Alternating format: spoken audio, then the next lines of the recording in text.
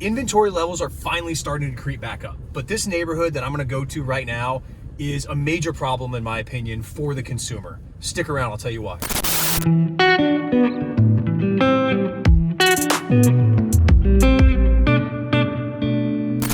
Hey, what's up guys? Hey, if you saw our previous video about the market crash, or our prediction on whether the market was gonna crash and if prices were sustainable, the primary topic of that video was the price to rent ratio. Essentially, if you haven't seen that video, I'll put a link to it right here. You guys can go back and watch that.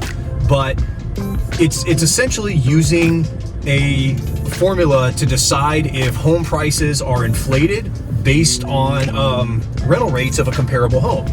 And I was actually surprised when we shot that video.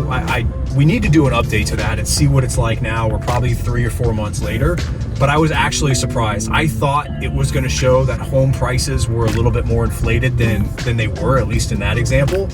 And I'm really curious to see where it's at right now. But this neighborhood that we're driving through, I mean, you guys can see it, it's a brand new community built by a national home builder that sells homes to people just like me and you every single day. I don't know how many homes are in here. If I had to guess, it's probably 100 something. And actually, I've got an article right here on my phone that we're gonna pull up in a minute and read some data. But essentially, this entire community was sold to Wall Street. An investment firm bought this entire community, didn't even make it to the market. So essentially, all these homes that we were expecting to come to the market to give us some relief in inventory, to help ease the demand and maybe help prices come down a little bit, especially with the increase in interest rates and the cost of insurance here in Florida. Obviously, one of the easiest ways that we mitigate that is with new construction. That's going to give you a much better rate on your homeowner's insurance.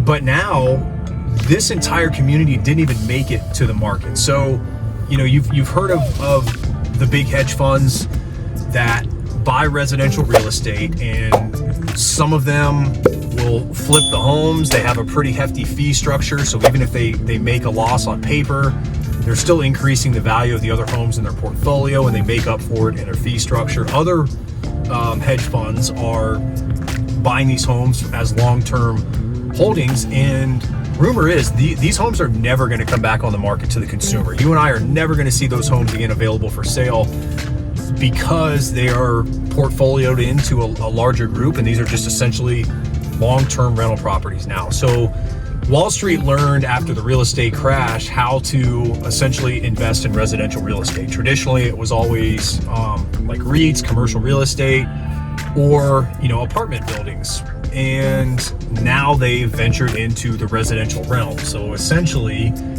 it's put a big strain on our inventory that was already strained. So let me pull up this article, and you guys can follow along with me as I read through this. I'm gonna put it up on the screen right here. Okay. So it's an investment firm has acquired an 87-unit development of single-family rental homes in Palm Bay. That's where we are. So there's 87 units in here. I don't remember what I just guessed, 90 to 100. So we were close. So this is 87 single-family homes that probably originally were intended to be sold to the everyday consumer, that is now owned by Wall Street as a rental community. That means every single home in here is going to be a rental, or not is going to be, is a rental. This was a $45.7 million deal, and you guys have probably heard of this. The company that headed this acquisition is Fundrise. So the community we're in, it's Cypress Bay Development in Southeast Palm Bay.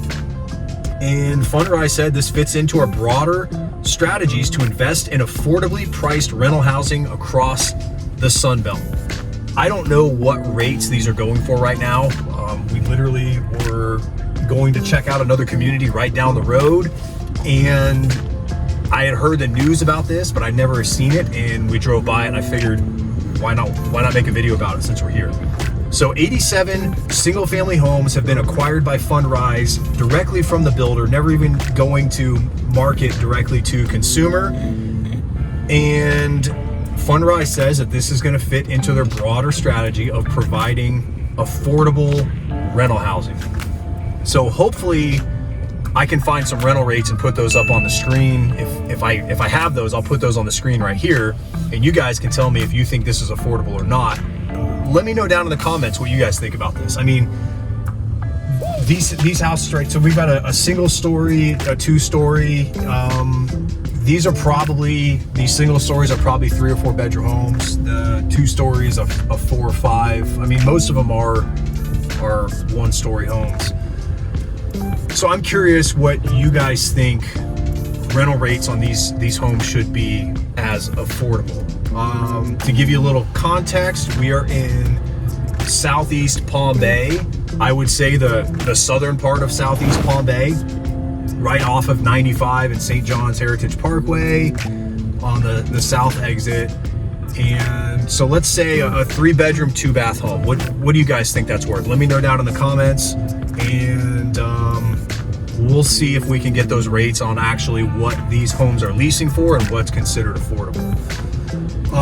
So anyway, Fundrise also invests in other types of projects. Like they've recently acquired a 252 unit apartment community in the same area in Southeast Palm Bay. And so Fundrise is classified, or this is how they classify themselves. They are America's largest direct-to-investor real estate investment platform. So if you guys are into real estate investing or you've looked into it, you've probably heard of Fundrise. So this is it. This community is owned by Fundrise. So if you guys actually invested in this, here's a real life look at your community. Fundrise says for millennials to retirees, a broad group of Americans has been taking part in a migration from northern to southern states over the past decade, driving continued demand for well-priced, well-located real estate and supporting steady returns for disciplined investors. We believe that this long-term trend has only been further accelerated by the pandemic. So there it is. You guys heard it. That's directly from Fundrise. I put that article up there just so you guys could see it. I'm not making this stuff up. This is what it is. I don't know. I think Wall Street being involved in residential real estate is put a huge strain on the market.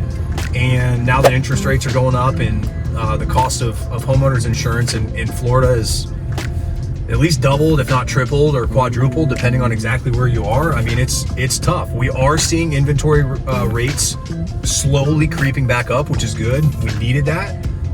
We'll do another video to kind of follow up on that last video we did about what we thought might have been the market crash of 2022. We've obviously seen the market shift. I would say as of June 2022, the market has definitely shifted.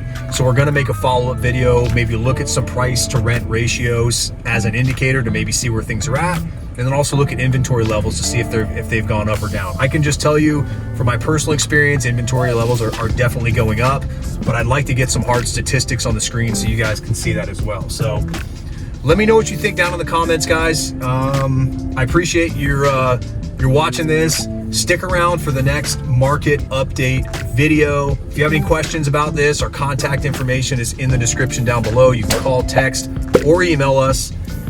Hit that like button, show some love, let us know you liked the video. If you haven't already done so, make sure you subscribe to the channel right here. Watch this video next, and I'll see you next time.